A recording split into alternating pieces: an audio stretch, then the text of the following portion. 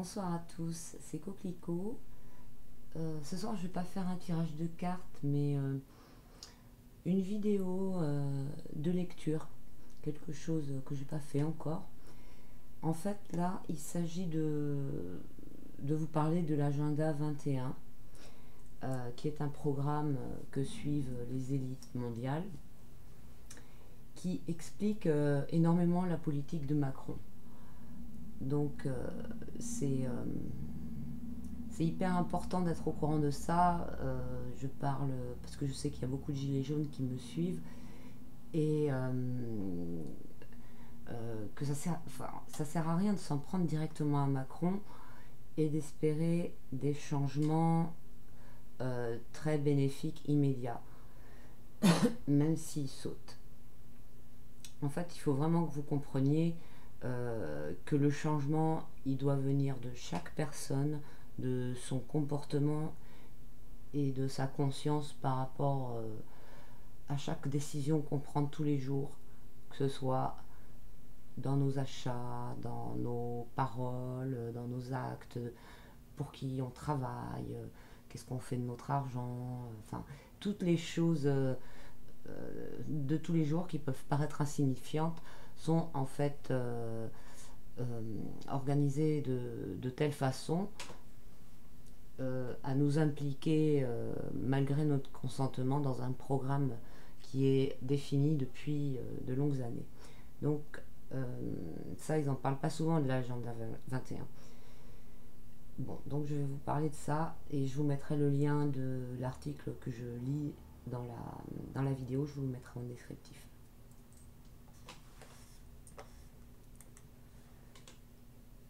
L'agenda 21 ou développement durable sont les termes inventés par David Rockefeller dans les années 90. L'argument majeur de l'agenda 21 des Rockefeller est pouvoir aux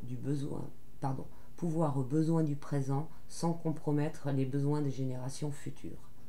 Derrière la façade écologique, c'est en réalité une feuille de route pour contrôler toutes les ressources planétaires via des monopoles transnationaux.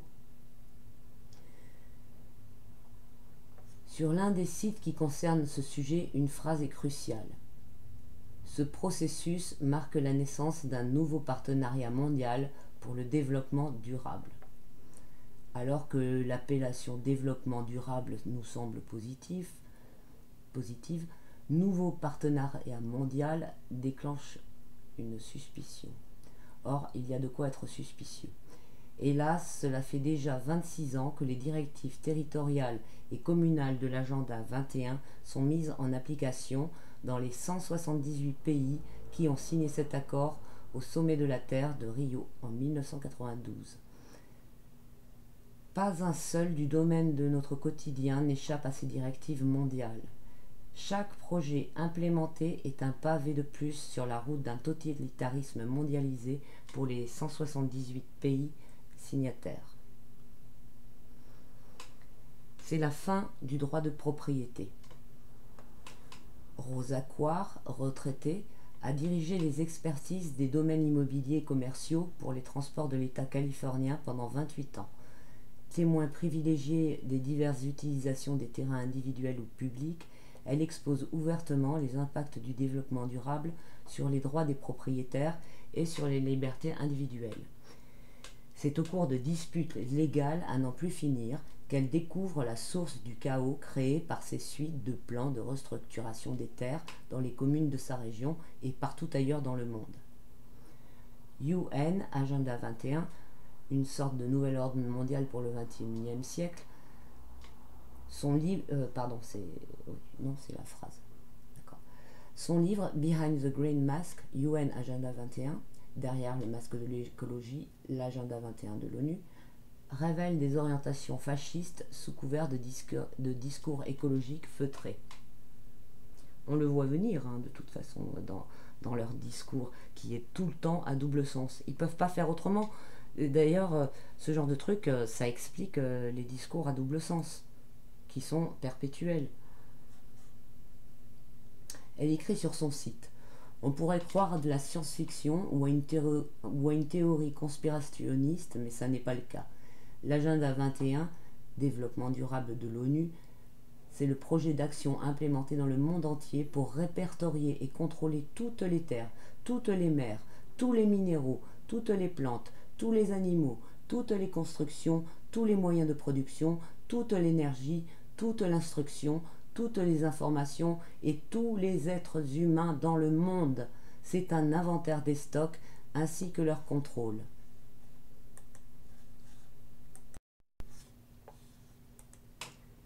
Le sommet de Rio. Établi lors de la conférence des Nations Unies sur l'environnement et le développement en 1992 à Rio de Janeiro au Brésil, le sommet de la Terre, l'Agenda 21 est un guide de mise en œuvre du développement durable pour le XXIe siècle. Les nations qui se sont engagées pour sa mise en place doivent l'appliquer au niveau national, régional et local. L'Agenda 21 est structuré en 4 sections et 40 chapitres. Rosa Quar est interviewée pour le show Veritas, son discours très éclairant sur ce qui se passe pour nous aujourd'hui. Sa vue d'ensemble lève le voile sur de nombreux domaines. On comprend beaucoup mieux que tout se tient. Tout d'un coup, tout ce qui cloche devient logique et normal pour les décideurs de ce plan. Extrait de l'interview de Show Veritas. Les textes de l'Agenda 21 sont présents dans tous les projets généraux des villes et des régions. Nous sommes nombreux à appuyer l'ONU dans ses efforts de paix et nous sommes peu à savoir que les Nations Unies ont des réglementations très spécifiques pour l'utilisation des terres, réglementations suivies dans chaque ville, chaque région et chaque État dans le monde. Ce projet s'appelle Agenda 21, entre parenthèses, développement durable, et il est basé sur le communautarisme. Nous entendons parler du développement durable, mais rarement de l'Agenda 21. Accord de libre-échange égale Agenda 21. Nous devons comprendre ce qu'est la mondialisation.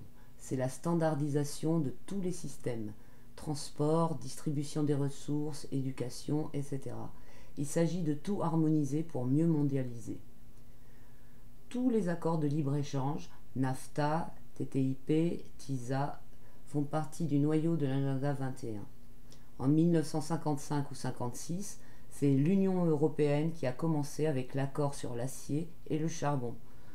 Aujourd'hui, 28 pays ont donné leur souveraineté à la Commission européenne. Vous comprenez l'urgence du Frexit. Bon, le TTP, le TTP, mais après ils disent Trans-Pacific Partnership, donc c'est TPP, est au départ un projet secret mis en route il y a une dizaine d'années entre les US et 11 pays du Pacifique, l'équivalent pour l'Europe étant le pacte transatlantique. C'est 1973, le pacte transatlantique, je crois.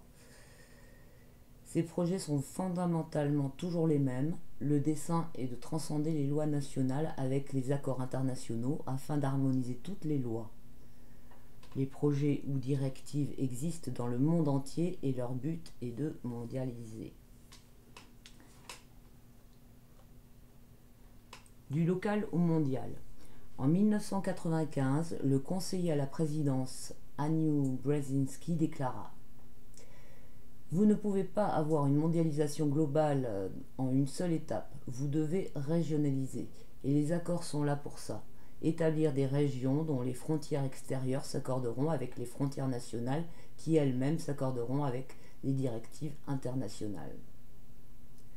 Le plan est une approche globale mise en œuvre localement. C'est pourquoi vous n'entendez pas parler de l'Agenda 21.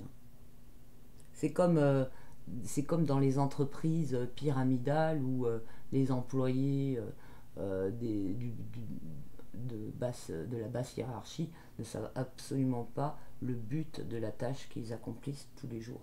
Et c'est pareil à chaque étage. Donc c'est toujours le même système pyramidal de toute façon, cloisonné. Cependant, vos infos quotidiennes locales en sont truffées et les gens dans le monde entier en sont affectés. C'est une combinaison de la Chine communiste, de l'ancienne URSS et de l'Allemagne nazie, une sorte de communautarisme. Chouette, hein, comme programme. Mégacité et zones sauvages. Un autre but du plan est de regrouper les populations dans des mégacités où ils peuvent être contrôlés. Les lois et les règlements des grandes villes sont faits internationalement pour faciliter la création des mégapoles. Entre parenthèses, toutes les mêmes dans le monde entier. Afin de vous inciter à quitter les zones rurales, donc vous savez ce que vous avez à faire, de nouveaux projets y sont implantés, ce qui rend les développements individuels prévus difficiles ou impossibles à réaliser. Pour exemple, l'arrêt des bus scolaires, la fermeture d'écoles ou d'hôpitaux, etc. C'est pour ça qu'il faut que les gens s'organisent entre eux par réseau humaniste et bienveillant. Ça va être, on va pas y couper quoi. C'est pas possible. Là, on peut plus rester chacun dans notre coin. Cela est en cours partout dans le pays, mais comme ça se passe de commune en commune, les citoyens ne réalisent pas que c'est un plan global, mondial. C'est le même partout. Les gens qui l'implémentent en installant les projets sont vos voisins. Les projets sont présentés de façon à ce que vous trouviez tout cela très bien. L'idée principale est de faire que les gens pensent que ce sont leurs idées. C'est comme l'élection de Macron. Les gens, ils pensent qu'ils ont voté Macron. Enfin, ils pensent qu'il est élu, quoi. Les changements apparaissent prometteurs au départ, comme de nouveaux trottoirs ou lampadaires, etc. Puis vous verrez que les lampes sont souvent hors d'usage, que les arbres peu entretenus de vos parcs meurent, que les routes défoncées ne sont plus remises en état, parce qu'il n'y a pas d'argent. Ces plans furent conçus pour altérer l'économie des villes et créer des mégapoles à la place. Les écoles locales fermeront peu à peu, ainsi que les petites entreprises de quartier. La chute de l'économie est faite pour détruire la stabilité financière de la classe moyenne. On y est en plein.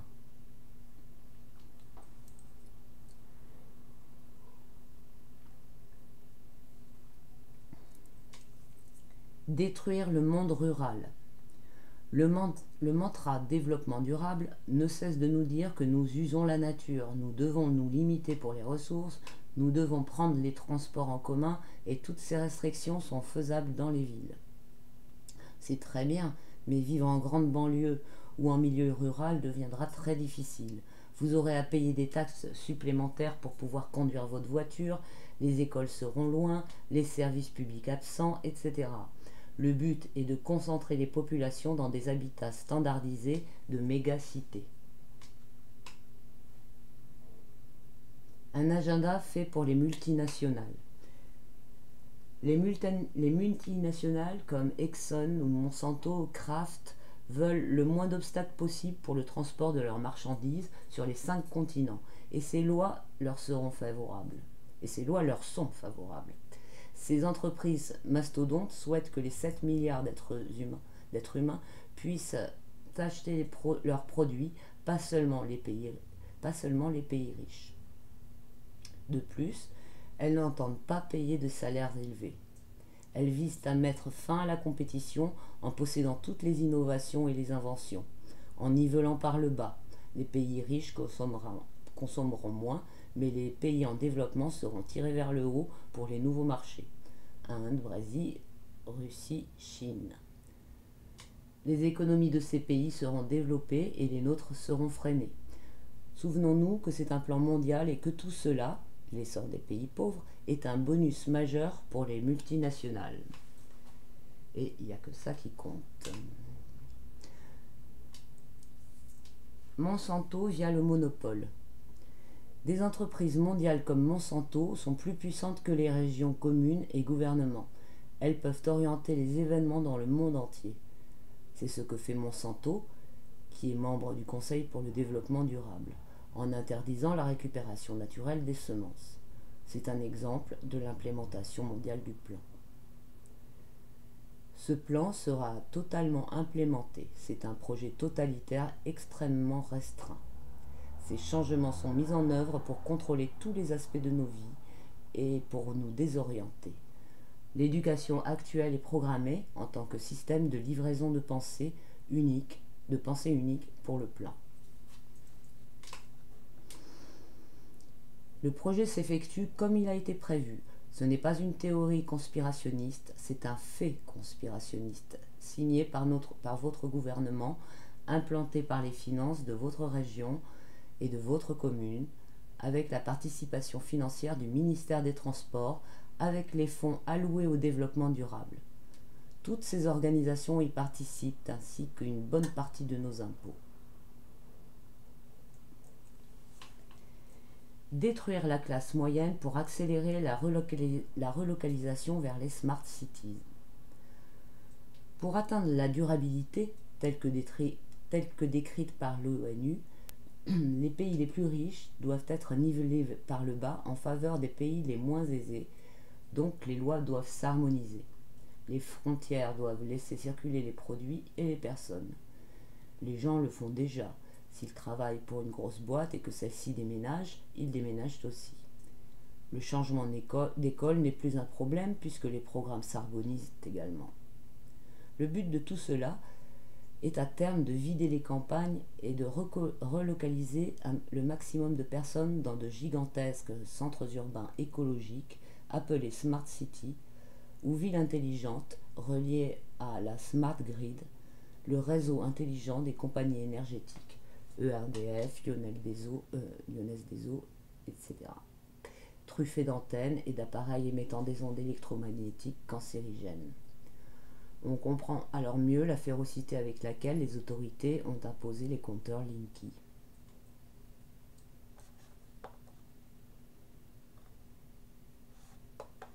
Je fais une petite pause. Détruire les exploitants agricoles. Une des stratégies utilisées pour vider les campagnes est d'augmenter progressivement les taxes foncières des zones rurales et d'appauvrir les agriculteurs, les éleveurs et tous les petits producteurs fermiers en employant la stratégie de l'édredon. Il s'agit de supprimer leurs aides en les accablant de contraintes et en dévalorisant leurs produits pour ainsi les mettre à genoux et les forcer à vendre leurs propriétés et terres pour une bouchée de pain. L'objectif est de permettre à des multinationales comme Monsanto, spécialisées dans les OGM, de s'approprier les terres rurales afin de prendre en charge toute l'agriculture française. Ah ben voilà, c'est la fin de l'article. Et ça finit en disant qu'après, il y a l'agenda 2030. Donc vous voyez que il va falloir être super vigilant par rapport à ce qui va se passer par la suite, une fois que Macron ne sera plus là, quoi. Et comme j'ai dit au début de la vidéo, il s'agit d'un comportement individuel à changer et nos habitudes et maintenant préparer nos vies en étant conscient de ça. Et si tout le peuple, si plein de gens comprennent, parce que tout le peuple ne répond pas, mais si plein de gens comprennent, déjà tous les gens qui se mobilisent là actuellement, ils ont une ouverture de conscience, donc si ils vont un petit peu plus loin, ils vont comprendre ça, et si tous ces gens ils réinvestissent les campagnes, je sais plus qui c'est qui disait qu'il fallait planter des trucs partout, dans tous les mettre des graines partout pour cultiver tous les coins de terre qui sont cultivables. Il y en a plein partout en France. Il faut réinvestir les campagnes, nous remettre, à transmettre tous les savoir-faire, tous les trucs. Voilà, si le peuple ne suit pas, ils auront l'air bien cons avec leur agenda 21. Franchement, et le seul truc qui peut court-circuiter le truc, Le seul truc qui peut constituer le truc, quoi, c'est bravo. C'est que chaque conscience s'élève et reprenne conscience et sorte enfin voilà, de, de, de toute cette fausse information dont le peuple est sous perfusion à longueur de journée avec les médias de merde là. Voilà, il est grand temps de savoir, de comprendre vraiment de quoi il en ressort. Et franchement, c'est pas compliqué, quoi. C'est pas compliqué à comprendre. Voilà, tout ça, ça explique complètement. Ça explique leur plan, c'est tout. Ils suivent, ils sont tout le temps, c'est schizophrène, quoi. C'est tout. Donc, une fois que tu as compris que c'est complètement schizophrène, euh, ben voilà, tout s'explique. Bon, eh bien, je vous souhaite plein de bonnes choses. À bientôt. Salut. Merci de m'avoir écouté. Ah, j'ai bien fait de mettre sur pause parce que à chaque fois que je mets stop, après je me dis merde, j'ai pas dit ça. Et ouais, et que les gens prennent conscience que la dette c'est fait pour faire fonctionner ça. Ça, c'est hyper important, la dette nationale de chaque pays. Ce sont des chaînes.